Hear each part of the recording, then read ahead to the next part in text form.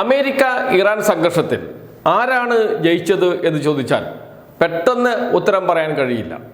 ജയിച്ചത് ആരാണ് എന്ന് പറയാൻ കഴിയില്ല എങ്കിലും തോറ്റത് ആരാണ് എന്ന് ഉറപ്പിച്ച് പറയാൻ കഴിയും. അത് അമേരിക്കയാണ്. ആരാണ് അമേരിക്കയെ തോൽപ്പിച്ചത് എന്നത് വലിയ ചോദ്യമാണ്. വിശദമായ മറുപടി പറയേണ്ടതുണ്ട്. ഏറ്റവും ഒടുവിൽ അമേരിക്ക തോറ്റു എന്നതിൻ്റെ തെളിവ് പുറത്തു വന്നിട്ടുണ്ട്. അത് മറ്റൊന്നുമല്ല, ചർച്ചയ്ക്ക് ഞാൻ തന്നെ ഇറങ്ങുകയാണ് എന്ന് പറഞ്ഞു ട്രംപ്. എവിടെയാണ് ചർച്ച നടക്കുന്നത്? ഇറാനുമായി. അവിടത്തേക്ക് ഞാനും വരാം, ഞാൻ ചർച്ച നടത്താം ഇറാൻ നേതാക്കളുമായി എന്നാണ് പറഞ്ഞിരിക്കുന്നത് ട്രംപ്. നേരിട്ട് വരണമെങ്കിൽ നേരിട്ട് വരാം, അതല്ല ഓൺലൈനിലൂടെയാണ് ചർച്ചയിൽ പങ്കെടുക്കേണ്ടത് എങ്കിൽ അങ്ങനെയുമാകാം എന്നാണ് ട്രംപ് പറഞ്ഞത്. എന്ന് വെച്ചാൽ എങ്ങനെയെങ്കിലും ഈ യുദ്ധത്തിൽ നിന്ന് രക്ഷപ്പെടണം അമേരിക്കയ്ക്ക്. കുടുങ്ങിയിരിക്കുകയാണ്. മറ്റ് രാഷ്ട്രങ്ങളെ ആക്രമിച്ച് പെട്ടെന്ന് എല്ലാം തകർത്ത് തിരിച്ചു വരാം, ആ രാജ്യം കൈപ്പിടിയിൽ ഒതുക്കാം, ഇതൊക്കെയാണ് ഉദ്ദേശിച്ചത് ട്രംപ്.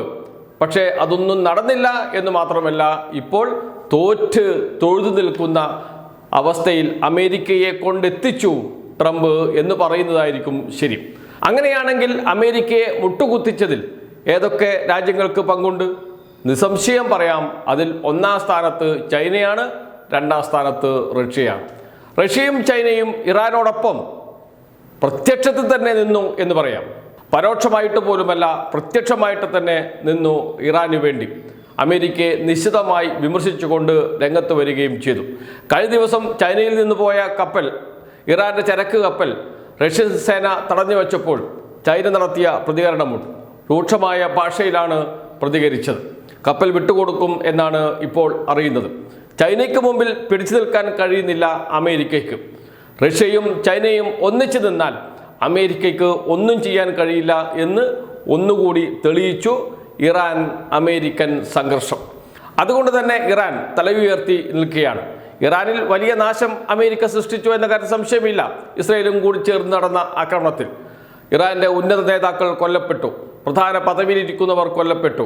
എന്നിട്ടും ചെറുത്തു നിൽക്കുന്നു ഇറാൻ. ആരുടെ പിന്തുണയോടുകൂടി? റഷ്യയുടെയും ചൈനയുടെയും പിന്തുണയോടുകൂടി എന്ന് വേണം പറയാൻ. എന്തു തന്നെയായാലും അമേരിക്ക തോറ്റു, ഇറാൻ തലയുയർത്തി നിൽക്കുന്നു എന്ന് പറയുന്നത് വെറുതെയല്ല. കഴിഞ്ഞ ദിവസം ചർച്ച നടക്കും പാകിസ്ഥാനിൽ എന്ന് പറഞ്ഞിരുന്നു.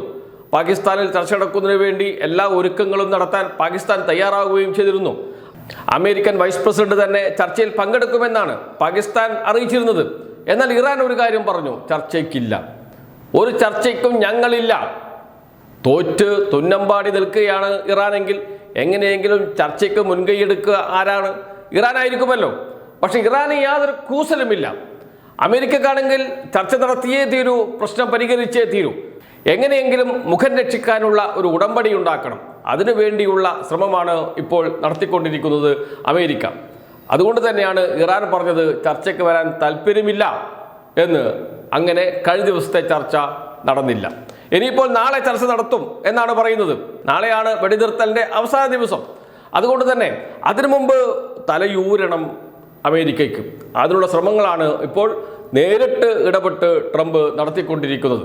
ട്രംപിന്റെ പതിവ് ഭാഷ വരുന്നുണ്ട്, ഭീഷണി. ചർച്ചയ്ക്ക് തയ്യാറായില്ലെങ്കിൽ, വെടിനിർത്തൽ തീർന്നാൽ അന്ന് രാത്രി തന്നെ ഓപ്പറേഷൻ മിഡ് നൈറ്റ് ഹാർമർ പുനരാരംഭിക്കും എന്നാണ് പറഞ്ഞത് ട്രംപ്.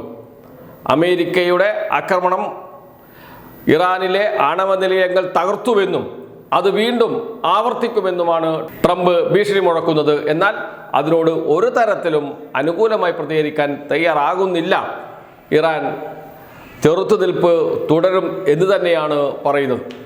ഇറാൻ പറയുന്ന കാര്യം ഇത്രയേ ഉള്ളൂ, ഹോർമിസ് കടലിടുക്ക് വിട്ടു നൽകുന്ന പ്രശ്നമേയില്ല.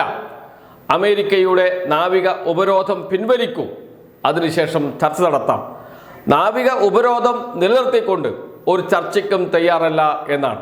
പക്ഷേ മറ്റ് രാജ്യങ്ങൾ ഇടപെടുന്നുണ്ട്. ഇറാനെ എങ്ങനെയെങ്കിലും ചർച്ചയ്ക്ക് എത്തിക്കുന്നതിന് വേണ്ടി അമേരിക്കയുടെ മുഖം രക്ഷിച്ചുകൊണ്ടുള്ള ഒരു ഉടമ്പടിയിലേക്ക് കൊണ്ടുവരുന്നതിന് വേണ്ടിയുള്ള ശ്രമങ്ങളൊക്കെ പല ഭാഗത്തും നടക്കുന്നുണ്ട്. പക്ഷേ ഇറാൻ പറയുന്ന കാര്യം നാവിക ഉപരോധം, ഹോർമുസ് കടലിടുക്കിൽ അമേരിക്ക ഏർപ്പെടുത്തിയ നാവിക ഉപരോധം പിൻവലിക്കണം, എങ്കിൽ ചർച്ചയ്ക്ക് തയ്യാറാണ് എന്ന്. ഒരു ഉപാധിയും വേണ്ട, ഉപാധിയില്ലാതെ ചർച്ച നടത്താം, ഇതാണ് ഇറാൻ പറയുന്നത്. എന്നാൽ ഉപാധി വെക്കാൻ ശ്രമിച്ചുകൊണ്ടിരിക്കുന്നുണ്ട് ട്രംപ്. പക്ഷേ നടക്കില്ല എന്ന ഉറച്ച നിലപാടെടുക്കുന്നു ഇറാൻ. കാര്യങ്ങൾ സൂക്ഷ്മമായി നിരീക്ഷിക്കുന്ന ആർക്കും മനസ്സിലാകും ഇവിടെ അമേരിക്ക വല്ലാതെ പതറിയിരിക്കുന്നു. അമേരിക്കക്ക് പിടിച്ചു നിൽക്കാൻ കഴിയുന്നില്ല. അതുകൊണ്ട് എങ്ങനെയെങ്കിലും യുദ്ധം അവസാനിപ്പിക്കണം, ഈ സംഘർഷം അവസാനിപ്പിക്കണം. പക്ഷേ അമേരിക്കയാണ് ലോകത്തിൻ്റെ മുകളിൽ നെറുകയിൽ നിൽക്കുന്ന രാജ്യം എന്നൊക്കെയാണ് പറയുന്നത്.